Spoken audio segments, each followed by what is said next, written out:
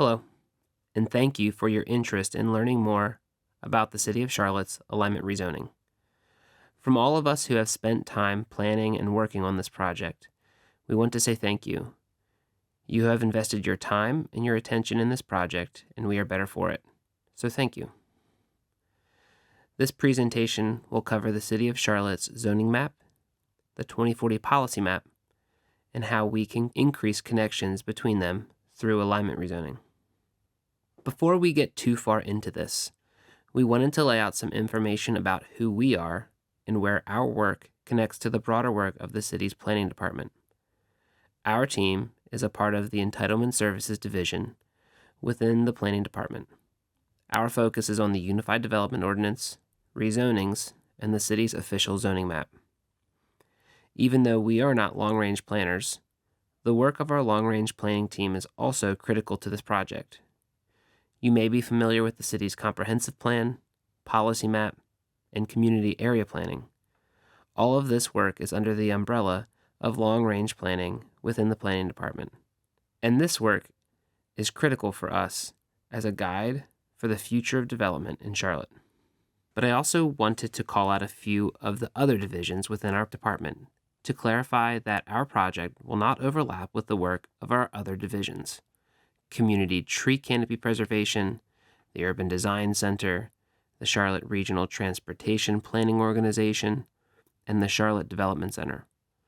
All of these divisions are critical to our city and department, but I just want to draw a distinction in case you're more involved with any of these teams through various initiatives or projects that we have ongoing. It's important at this point to define what we want to get out of this. Our goal in presenting with you today is to outline the Alignment Rezoning project, how it fits into the other work of the planning department, and then also share some ways that you can remain in touch with us and be involved as the project advances in later months and into the next year. The overall approach to engagement for this project has been to begin in early 2024 by engaging neighborhood leaders. We wanted to use this time to meet with these neighborhood representatives and introduce ourselves and the project, but also get a sense from them about the best way to engage with your neighborhoods and tailor our engagement approach around the opportunities that they identify. We will do some high-level kickoff meetings with the community through this year and focus on getting feedback about the process so that we can have a meaningful engagement with the community in the fall of 2024 and beyond. And then you'll see a list of things that will be coming in years to come. We expect that our initial recommendations, draft maps, and rezoning petitions will not be ready until 2025 or 2026 at the earliest. But the important thing for you is to know that there is plenty of time for you to review, give your insight, and directly impact the process for how we file these changes. As a quick overview, our presentation today will start with some discussion on the background of this project. Then we'll move into the 2040 policy map, which is our primary guidance for this project. After this, we will work to unpack this project and why it's important, as well as any next steps and what it means for you. To set the backdrop for all of this work, Charlotte is growing. We all know this, but where I wanted to start this presentation was on some of the specific issues we are facing as we grow that we are trying to address through our policies and our rules. So first and foremost, the cost of living is increasing in Mecklenburg County. You can see a chart here from the Mecklenburg County Pulse Report that was presented in January to the Mecklenburg County Board of Commissioners. And this report showed, for working adults without any children, the biggest expense increase over the last 5 years has been housing. That has increased by over $4,000. For those with kids, the cost of childcare has increased on average by $11,000 since 2018. Development activity and pressure is at an all-time high. Charlotte is a desirable place to live. We have lots of people who live and are moving here. So our communities and the fabric of our city is always changing. You can see a map here from our Development Near Me application. This app shows you all of the different development activities that are happening across the city. Every dot or block here represents some sort of rezoning, grading permit, or development activity across the entire city. I'd encourage you, if you want to try this out, scan the QR code with your phone if you are interested in digging more into the details on development activity in the city. It's because of these challenges and many more that we decided we need a plan. The city will continue to grow, but the Charlotte Future 2040 Comprehensive Plan laid out a vision for how we wanted to grow. What we heard from our community was that we wanted to become a more equitable city for all. To further define how we are going to become a more equitable city, our comprehensive plan laid out 10 policy statements that were adopted by City Council as a part of the plan. I've highlighted 5 of these 10 because these are really important for our work, specifically as we look at changing and updating our city zoning map. We want 10-minute neighborhoods where we can walk and easily get to the services and goods that we need. We want our neighborhoods to be diverse and accessible for all, meaning that housing should be affordable and that there should be more housing choices in duplexes and triplexes. We want our development to be more oriented toward trails and transit routes, while also retaining our identity and charm. So once we had a comprehensive plan, the next step was to apply our policies to the map of Charlotte that would guide future changes to our zoning map. In 2022, the city developed the 2040 policy map, which applies the goals and the vision of the comprehensive plan to each property in Charlotte. This map guides future changes to our zoning map so that over time our zoning map can allow development that lines up with our vision.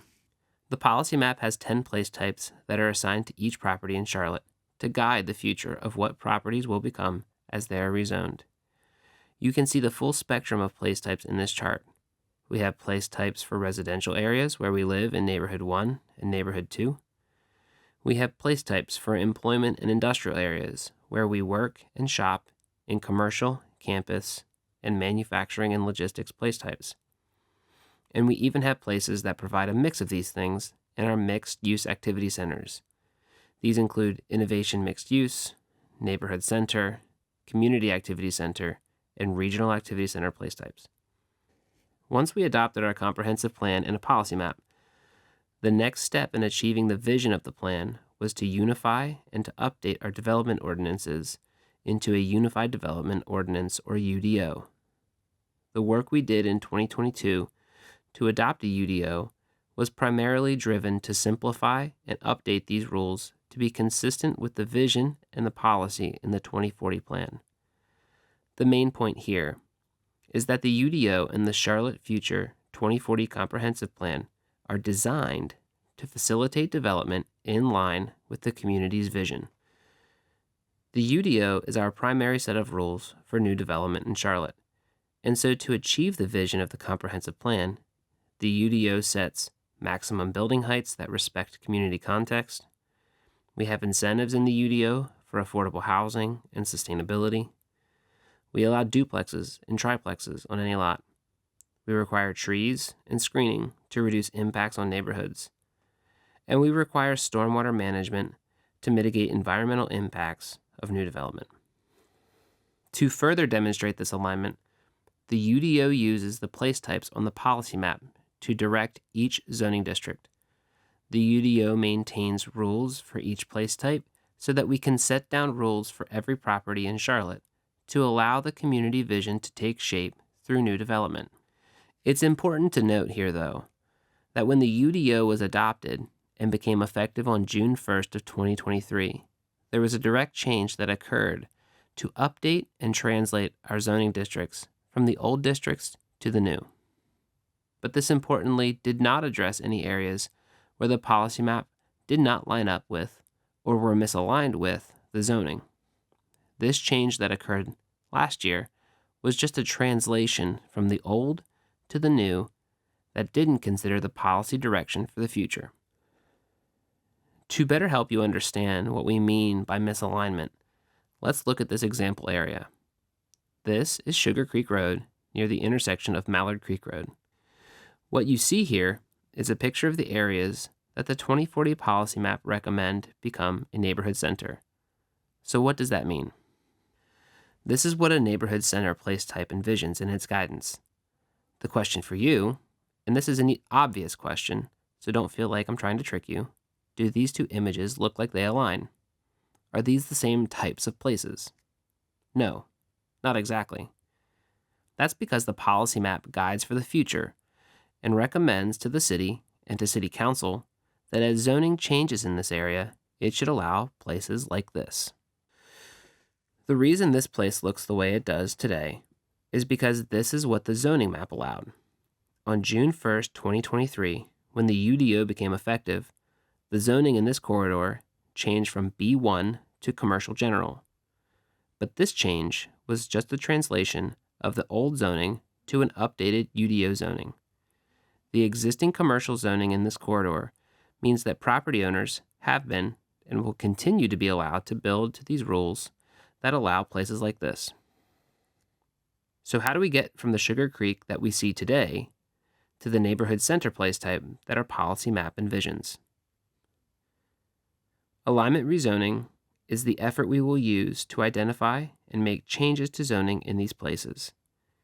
It will look at the entire zoning map and support better connections between the zoning and the policy map by suggesting changes to zoning in areas where our adopted policy is recommending something different than what it's zoned for today. This approach has a long list of benefits.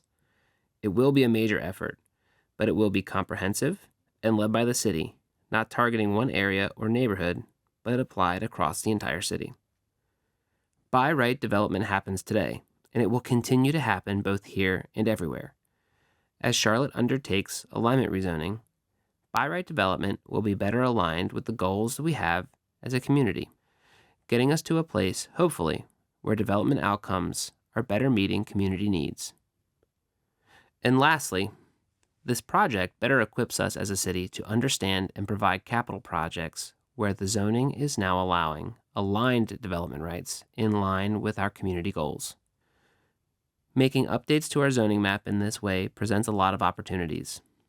If our comprehensive plan and our policy map are working to achieve things like more housing supply, aligning zoning is going to allow new development to provide that much needed housing. If our plans and policy map want to shorten the distance from the places you live to the goods and services you need by creating 10-minute neighborhoods, updating zoning is going to allow development that may mean you don't have to get in the car and drive to the grocery store and shop. Again, I wanted to come back to the project schedule to reiterate that there is plenty of time for you to review, give your insight, and directly impact the process for how we file these changes.